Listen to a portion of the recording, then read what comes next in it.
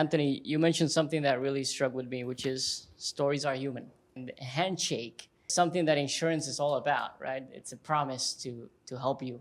And one of the things that I think we're yet to see in the insurance industry, particularly in the international insurers, the mix between contracts and blockchain and crypto. That's something that I feel that regulators in Puerto Rico are very skeptic about. How can we help regulators understand that insurance and crypto can really go together? That's probably the common answer of just education. The culture thing works both ways. That if you have a bad culture, bad reputation, makes people very apprehensive. And so, crypto is born out of, hey, it's magic internet money that drug dealers are using to buy and sell drugs on the internet. And that brand has stuck around. It's only been, a decade and a half since Bitcoin was invented. And so it's still very, very early.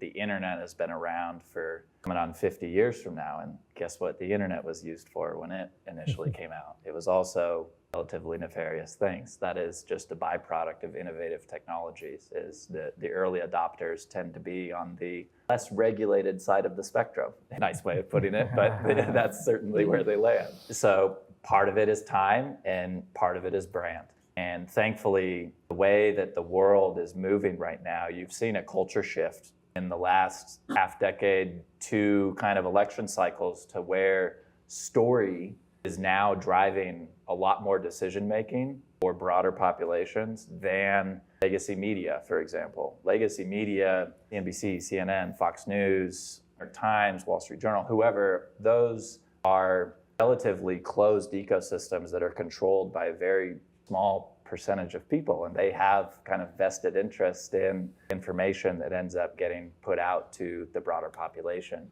And thankfully, over the last half decade or so, we've seen this rise of more independent media that are able to share stories of what's actually happening. What's actually happening with big pharma, big food, big tech, big government. What's going on behind those closed doors. And you'll see, whether you like him or not, like Joe Rogan. Joe Rogan has a massive, massive platform, and he does not have someone behind closed doors pulling the strings saying, hey, you need to talk about this way. You need to talk about this way. Part of the reason why you've seen such a rise with that kind of platform is authenticity. He is out there having a conversation with someone sitting across with him, searching for truth.